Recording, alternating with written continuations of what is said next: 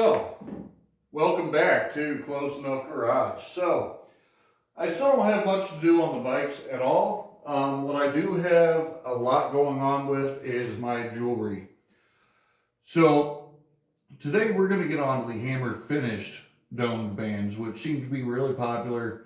I love them. They stick out a lot. They kind of make a good statement. They're just really beautiful pieces.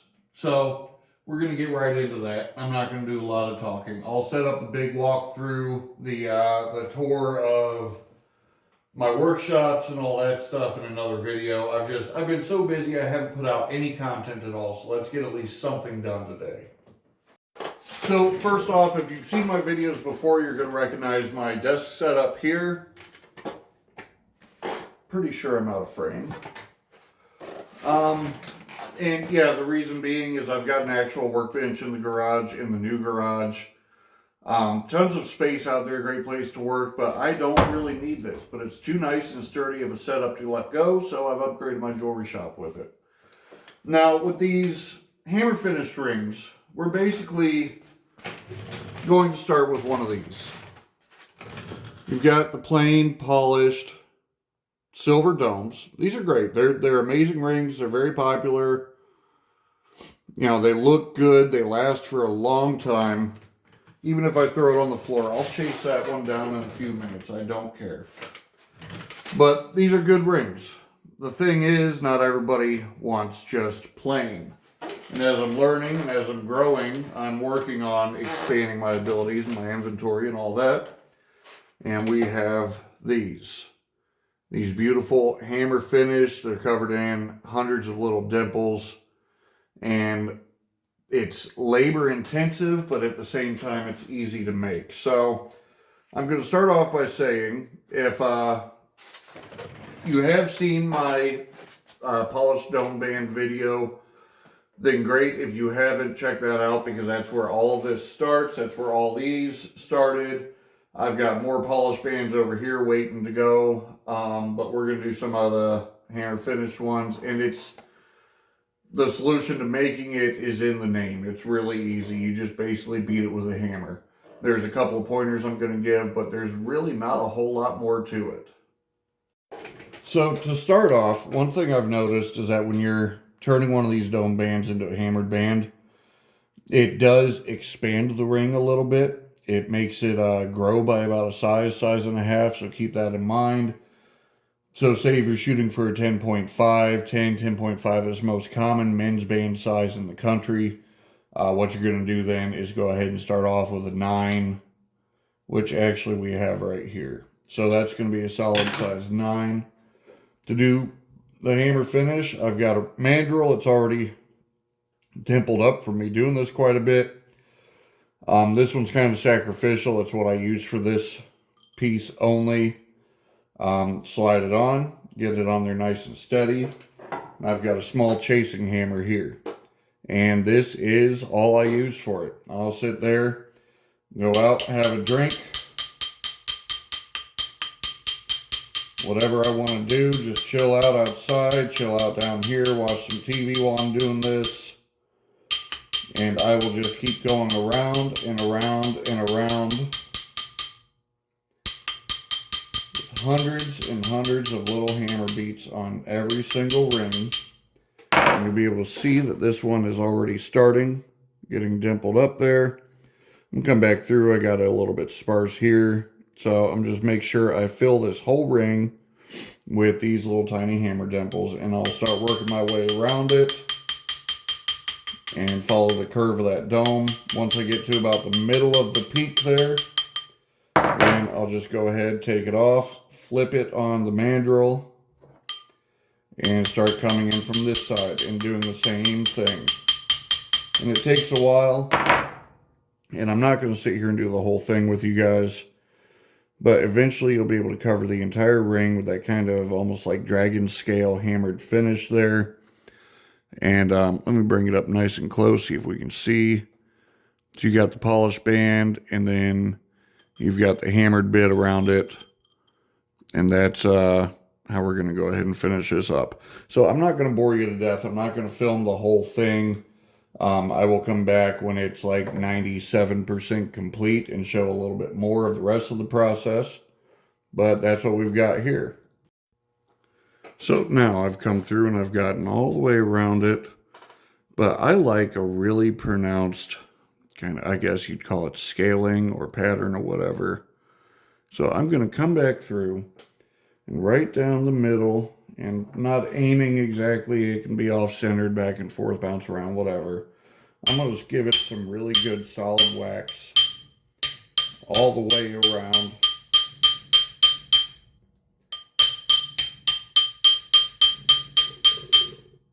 Shaking my whole desk here too.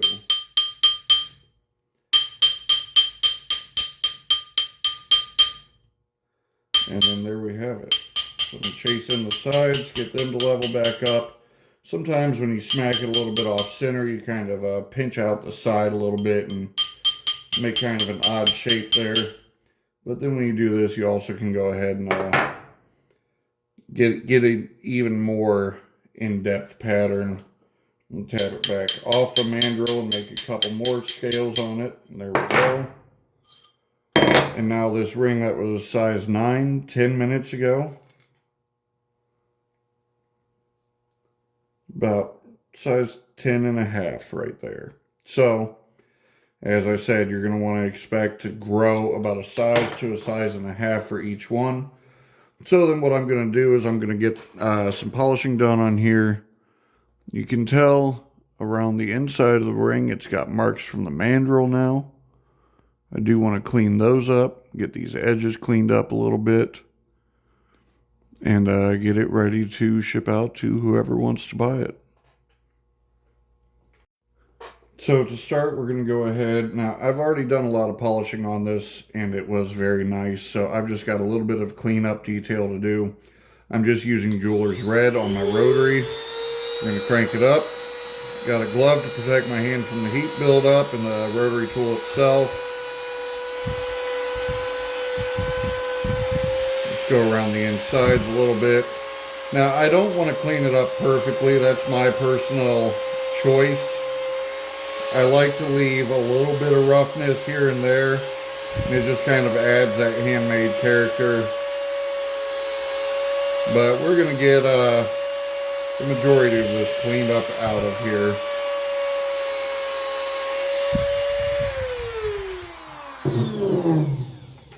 So I've got that there. Go ahead, rub the inside on a rag. And just that little bit, we managed to get the inside mostly cleaned back up. I've left some of that roughness, as I said. I'm not too worried about it. It's just my style. So then one of the final touches before I polish the outside, I've got a benchmarking stamp here. I've got a piece of leather that I've stolen from my wife's leather workshop, which is conveniently right next to me. Pick a spot, put the stamp in, and make sure it's all nice and straight and level. Just give it one good whack with a decent hammer.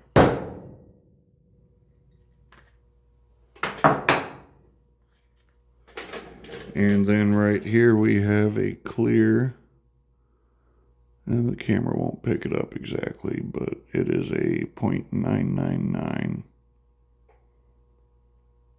benchmark, because that's what we're working with. So now that I've got that, and I don't need to beat on anything anymore, I'm going to go ahead, come back through, just give it a little bit of a polish to kind of clean it up a bit, and follow the dome of the ring, and twist it around a little bit. Did the next couple of spots here, just real quick work. I'm not really, it's already been polished prior to the hammering, so I'm not going the full like 4 stages. I'm gonna go ahead and do this. Get this all wiped off. And it's already a gorgeous ring. Look at that. Now, as I go to finish this piece, I'm going to set this aside because I'm going to do these steps to all of the rings I've got to hammer today. But then the final step will be I'll take some 3D metal polish and kind of cover them all in it. And sorry, I'm preoccupying my mind here by cleaning and having a hard time talking. So I'll get some 3D metal polish, and I'll go ahead and cover all of the rings I've made today with that as a final step of polishing. And let it kind of half dry on it, and then polish it off with microfiber rags. And they will be finished, and they will be a beautiful high shine. There we go. I love that. I love these hammer finished rings. Will you focus, please? No, it will not. Well, it kind of is. Yep, so I'll get some more cleaning and polishing on that. Make it look truly beautiful. So that really is all there is to it for the hammered finished rings. They are very simple to go from the polished dome to the hammer finish. I do sell the hammer finish a little bit more because it's a little bit more labor intensive. Nowhere near as much as the braided rings, which I will show at some point. I've got a few coming up here that I've got to make anyway. One thing to note is I do use a smaller chasing hammer for the hammer finish just because it's got the smaller ball end on it, and it's just real light and repeatable for use.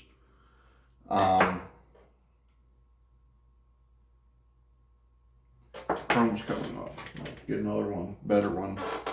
The ball peen hammer, I don't really see myself using it that much just because it doesn't really get into that gap around the mandrel and right along the edges of the ring as well, and it kind of leaves a lot heavier finish and can deform the ring a lot more. Now that's with the mandrel I do use. That is the reason why the ring grows in size, because you're starting here and you're basically pounding it down along this shape so it's got nowhere to go but to expand. There's probably other solutions. I'm not too worried about it. I just make them a little bit smaller than what I need. And because silver is one of those metals that work hardens, which means it gets harder and more solid the more that you work with it, it really adds a lot of strength to the 9992. So like I recommend the hammer finish not just for its appeal and its style, but for those of us that work with our hands a lot. I've got one I usually wear a lot on this finger. It's my dominant hand, my right hand. I've worked on motorcycles, cars, done all kinds of shit around this house. Done basically just everything that I normally would do, but with that ring on my finger 9 out of 10 times. And I pull it off every few days and I look at it and it's tarnishing. It's not as shiny as it was because it gets the living hell beat out of it. But it's still staying perfectly round and showing no deformation at all. And I really think if you work with your hands a lot, this is the way to go. So all of that, and I forgot to film the outro. So my brain's been going crazy. I've got all these things I should be working on, but I've got to try to pull a little bit of money in at the same time. So I'm doing like 1,000 different things at once. My bad. But guys, thank you so much for checking out the channel, watching my videos. Thank you for contributing as just being a viewer. It's awesome, and I appreciate every one of you guys. So go ahead, tell your friends, get them in on the train too. And go ahead and do the whole like, subscribe, and share thing. I appreciate it. Y'all stay safe out there.